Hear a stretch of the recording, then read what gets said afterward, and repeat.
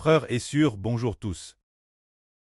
Ce matin, nous allons étudier concernant l'enseignement du Jéhovah Jésus-Christ. Cette époque, quelques pharisiens sont venus interroger le Jéhovah, puis les Sadducéens sont venus lui dire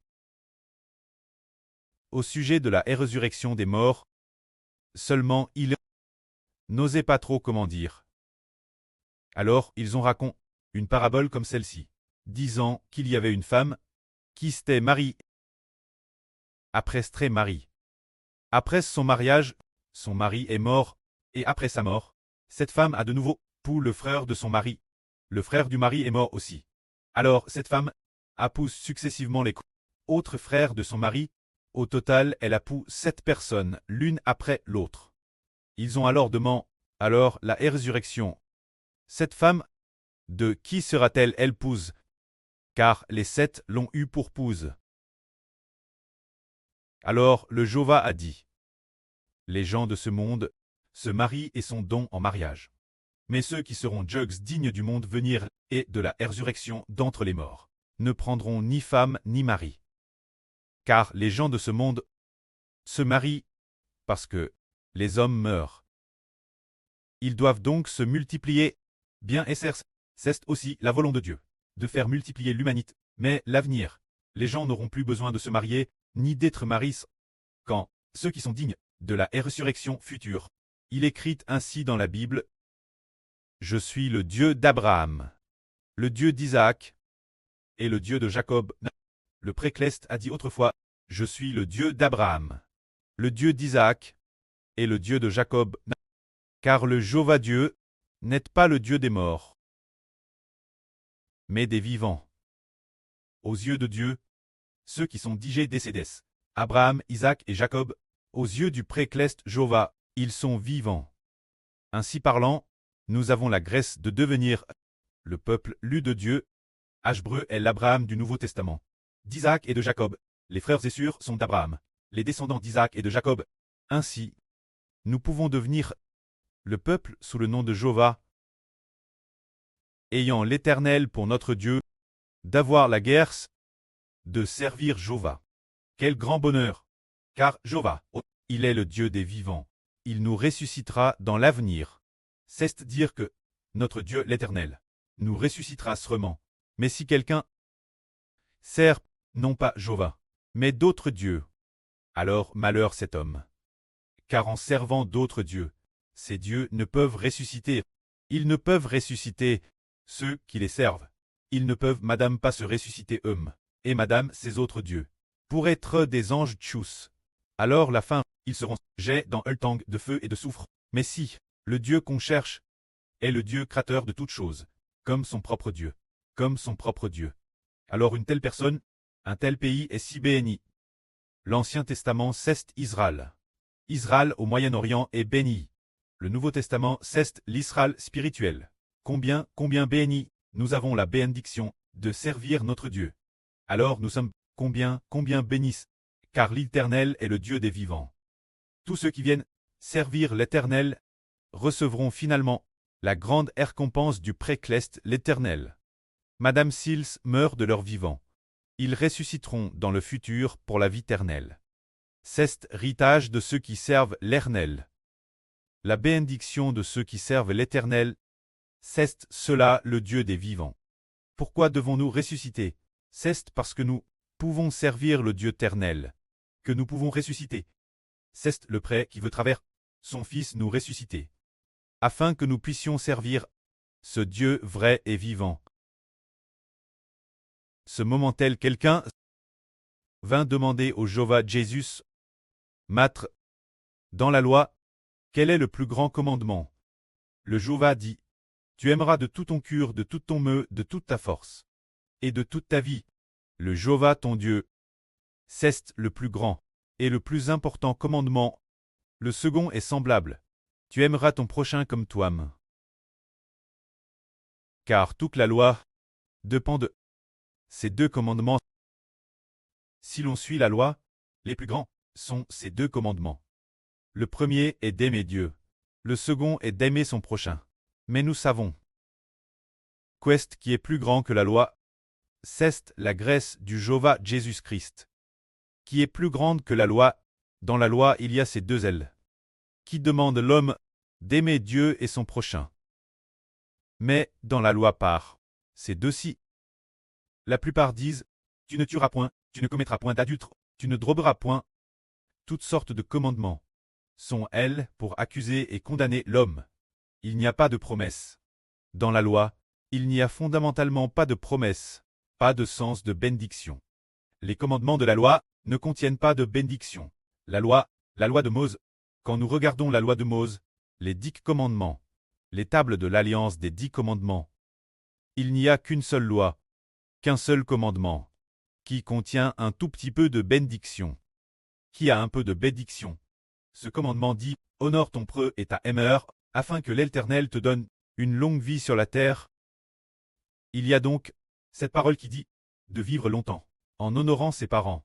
Celle-ci a un peu de bénédiction en disant de vivre durant sa vie, une vie un peu plus longue. C'est tout. Ainsi dans toute la loi. Il n'y a guère de bénédiction, mais dans la guerre de Jésus-Christ, il y a la bénédiction. Car la Bible dit « Toutes les nations de la terre seront bénies en ta postérité, et en recevront la bénédiction. » C'est dire que toutes les nations et tous les peuples doivent être bénis par le Jéhovah Jésus-Christ. Dès qu'on parle de Jésus-Christ, quand on parle de notre Jéhovah Jésus-Christ, c'est pour que nous soyons bénis. Par exemple, quand nous bénissions les gens autrefois, dans l'Ancien Testament, pour bénir les gens, disait-on que tu connaisses bien la loi, que la loi te bénisse. Est-ce que cela a DJ existe? La loi peut-elle bénir les gens? Non, n'est-ce pas? Que tu respectes les 10 commandements? Que les 10 commandements te bénissent. Y a-t-il cela? Ces commandements, ces lois ne peuvent pas nous bénir, mais la grâce que nous recevons du Jéhovah Jésus-Christ, c'est d'être bénis par le Jéhovah Jésus-Christ. Nous qui croyons au Jéhovah Jésus-Christ, avons tous par le Jéhovah Jésus-Christ la bénédiction de Dieu. Alors aujourd'hui, le frère Chibo dit que la loi n'est que ce qui condamne l'homme mort. On peut dire, pour parler crément, que la loi maudit les gens. La loi maudit les gens. Mais Jésus-Christ bénit les gens. Si nous recevons la loi, il est possible. Comme dans El Péter aux Galates. L'apôtre Paul le dit. La loi, si quelqu'un, ayant déjà cru en Jésus-Christ, retourne la loi, cette personne risque de tomber et de perdre la GR16 du Jéhovah Christ. Autrefois, le frère Chibo ne comprenait pas non plus cela. Il ne comprenait pas, se disant, la loi devrait être bonne. La Bible dit que les commandements de Dieu sont parfaits. Ce que dit la Bible est vrai, les commandements sont parfaits. Mais cela ne signifie pas que les commandements vont nous bénir, c'est seulement Dieu et le Jéhovah Jésus-Christ qui nous bénissent. C'est auquel le frère Chibo a eu un beau témoignage. Un matin donc, le frère Chibo a lu la Bible pendant environ 4-5 heures. Après avoir lu la Bible pendant 4 ou 5 heures, il était TRS perplexe, TRS déprime, pas du tout joyeux, et ne trouvait aucune consolation dans ces paroles de la Bible. Alors le frère Chibo était très triste, disant « J'aille passe 4 ou 5 heures lire la Bible, mais je n'ai eu aucune consolation, et la Bible ne m'a rien apporté.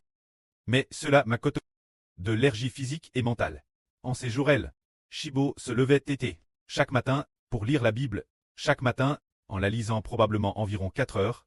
Alors le frère Chibo, ce jour-là, un matin en lisant la Bible, il n'y avait pas de réconfort. Alors le frère Heber a continué, en priant les yeux fermes. Après seulement environ 5 minutes de prière, il a eu un plein réconfort. Heber s'est demandé pourquoi ai-je pris seulement 5 minutes, voire 10 minutes environ, pour recevoir un si grand réconfort, alors qu'en lisant la Bible, pendant 4 ou 5 heures, je n'ai eu que peu de réconfort. Quelle en est la raison? En fait, pendant la prière, on peut s'approcher de Dieu. Mais lire la Bible ne permet pas fortement de s'approcher de Dieu. De plus, en priant au nom du Jéhovah Jésus-Christ, et en offrant tout de soi à Dieu, on reçoit un plein réconfort. Et ce matin-là, la Bible qu'il lisait venait de l'Ancien Testament. Il semble que ce soit le contenu de l'Ancien Testament qui a fait qu'il n'a pas de réconfort. Mais en priant le précleste Jéhovah, il a eu du réconfort en priant au nom du Jéhovah Jésus-Christ. Il a eu du réconfort. Alors Hébert a pensé. En fait, la Bible ne peut pas recorter les gens. Seul Dieu et le Jéhovah le peuvent. On peut madame dire, comme il est dit dans l'Elpeter au Hébreu, que si quelqu'un accepte le Jéhovah Jésus, mais la abandonne par la suite, pour observer les commandements de la loi, alors cette personne risque d'être maudite. Car ce n'est pas en lisant la Bible que nous sommes bénis, mais c'est en recevant le Jéhovah Jésus-Christ que nous sommes bénis. Si le simple fait d'avoir la Bible apportait la bénédiction, alors aujourd'hui Hébert le dit en toute vraie, dans Eltat d'Israël au Moyen-Orient. Ces pharisiens et ces scribes, ils étaient si puissants, ils étaient juifs et connaissaient particulièrement bien l'Écriture. Cependant, ce qu'ils connaissaient, c'était l'Ancien Testament. Si la connaissance d'Écriture apportait la bénédiction, alors ils auraient de recevoir les bénédictions clestes, ou bien ceux qui maîtrisaient l'Écriture, auraient de devenir les prêtres fondateurs de l'Israël de la Nouvelle Alliance. Mais ce ne fut pas le cas. Au contraire, c'est le frère Hébert un païen qui l'a eu. En réalité, la bénédiction vient par Jésus-Christ. Nous sommes bénis parce que nous aimons Dieu. Ainsi on comprend plus tard dans les chansons que nous avons créées cette fois-ci. Chaque chanson est proclame au nom du Jéhovah Jésus-Christ. Si lorsque nous chantons ces chants de proclamation sur le nom du Jéhovah Jésus-Christ, si nous avons de l'affection pour le nom du Jéhovah Jésus-Christ et respectons profondément le nom du Jéhovah, ou si nous chantons cette phrase au nom du Jéhovah Jésus-Christ, en y mettant beaucoup d'émotion, beaucoup de cure, alors le frère Hébert dit que le Jéhovah Jésus-Christ bénira sûrement cette personne.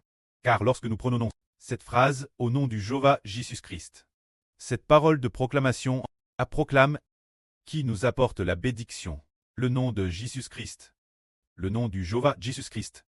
Quel point bénit-il? Prenons un exemple. Tout d'abord dans la loi.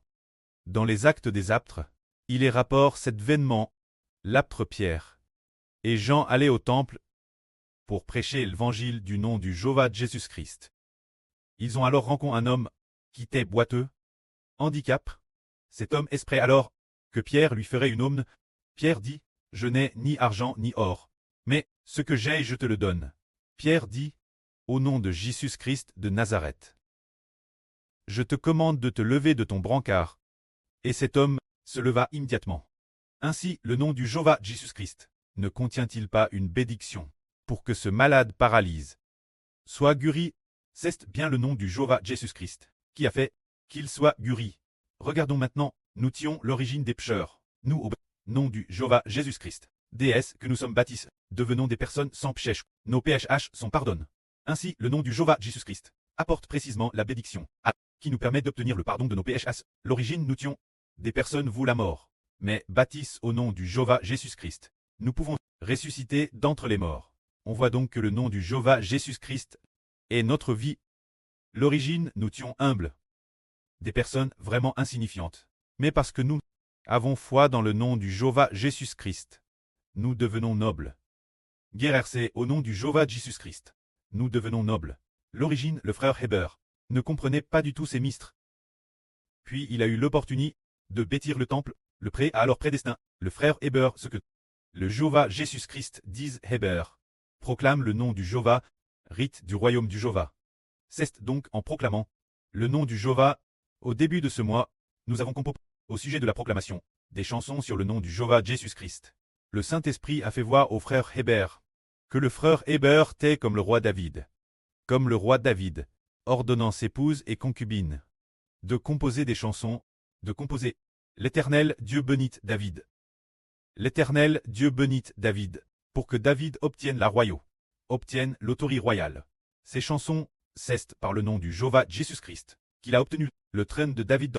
En réalité, Hébert a aussi, par le nom du Jéhovah Jésus-Christ, obtenu le souverain sacerdoce, obtenu l'autorité royale, obtenu toutes sortes de bénédictions. Et madame, par le nom du Jéhovah Jésus-Christ, il est devenu lui-même le roi des rois, le Jéhovah des seigneurs, le prêtre de la nouvelle terre, le préfondateur du royaume des cieux. Et madame, par le nom du Jéhovah Jésus-Christ, et madame, le nom de Dieu Tout-Puissant, on te glorifie. Que la gloire soit auprès et au Jéhovah. Amen.